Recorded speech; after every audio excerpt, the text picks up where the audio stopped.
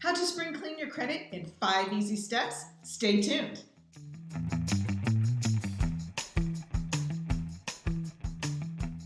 Hi, I'm Melinda Capp with Melinda Capp Homes, and welcome to my channel. If it's your first time here, hit that subscribe button below because I make new videos each week to make you a real estate expert, and then I throw in some fun things in between. So, you're cool, I'm cool, let's be cool together.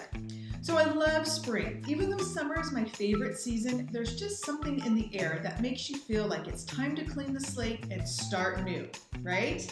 The idea of spring renewal is that you kind of get a redo that wipes out your past sloppiness, kind of new, clean, and uncluttered beginning. It's like going through your closet and start tossing out the old clutter and the things that we just don't need. But many folks forget that their finances need a good airing out as well. No need to get nervous about this, folks. I promise, you're in for a good treat here.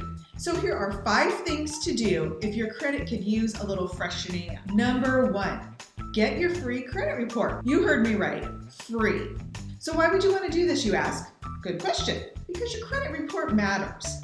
Credit reports affect your mortgage rate, your credit card approvals, and even maybe the apartment that you want to get. Although, why would you rent right now anyway? You can get a mortgage payment for less or even as much as you would be renting. But anyway, that's another story. And it may even affect your job application. So when reviewing your credit report can help catch identity theft early. So every 12 months, you're entitled to 3 free credit reports from each of the major bureaus, which are Equifax, TransUnion, and Experian. You can also get your official credit report at annualcreditreport.com. This one may cost though. You can either check all of them at one time or spread it out throughout the year. You decide what you want to do. But for instance, you can check your credit report for Equifax in March, and then TransUnion maybe in July, and Experian in November. You want to review each line item for accuracy, including all of your personal information, like your social security number and your birthday. Check out all the accounts and look at the balances to see if they appear accurate. Also note, if there are accounts listed that aren't yours, this could indicate fraudulent activity, and you're going to need to contact the bureaus immediately to protect your identity and your credit history. Believe me, if you have been the victim of identity theft like me, it is not fun and it is a very lengthy process to correct. You can also find more information about placing a fraud alert at FTC's website page, which you can find below. And then if you have delinquencies, confirm that the dates and determine if an item should have dropped off your credit report by now. Most fall off after 7 years, but a Chapter 7 bankruptcy takes about 10 years to drop off your report. So if you do find an error, take action right away because it might be lowering your credit score. Which leads us to number 2. Find out if your credit score has improved.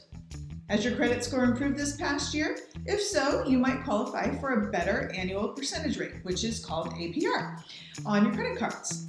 One way to tell if you've moved up the credit ladder is by reading the credit card offers you get in the mail. Are the APRs on the offers better than the rates on the cards that are in your wallet right now? Plus, many credit card companies are offering free credit scores on your monthly statements, so check that out. In this case, you can review past statements to see if your score has made steady improvement. And then number 3, review your budget and make adjustments if needed. It's also a good idea to revisit your budget anytime during the year when your income, expenses, or your debt obligations change. But if you haven't been doing that, now's the time. We're talking about spring cleaning, you remember. Do the numbers still reflect your current financial situation? Has your income increased? Nope. Has your income increased or decreased? After you update your income expenses, look at your positive or your negative cash flow for the month.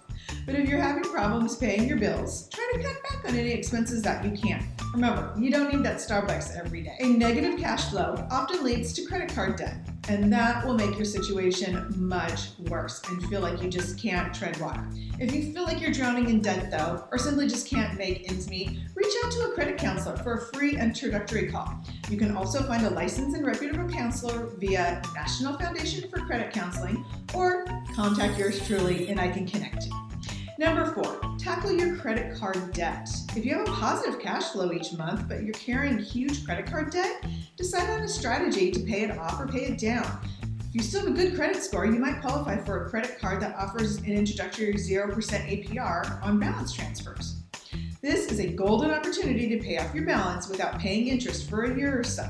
Some of these cards do charge a transfer fee, which ranges from 3 to 5%, so be sure to include that in the total amount you may have to pay back.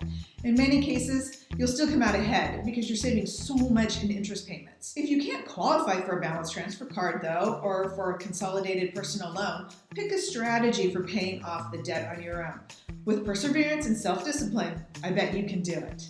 And number 5, set your financial goals. You need to set both short-term and long-term goals. A good example of having a realistic short-term goal is paying off just one of your credit card balances within the next 90 days. And a good long-term goal might be something like paying off your car by the end of the year. But it's also think about what you want to accomplish in the next 5 years or so. For example, I'll have enough money to save for a trip to Italy by the summer of 2025. Get the idea? You can track your goals by creating a spreadsheet or using a bulletin board with photos of your goals, or even setting up a financial board on Pinterest. Matter of fact, one of my goals is going back to Italy. So when I wonder if I've had enough money saved, I just look at that vision board that I've created. So find a way to help you keep to your goals and keep working on them. I always say, life may be short, but with proper planning, you can save enough money to tackle at least some of the items on your bucket list. Now that you're motivated, check out this video next to keep you going.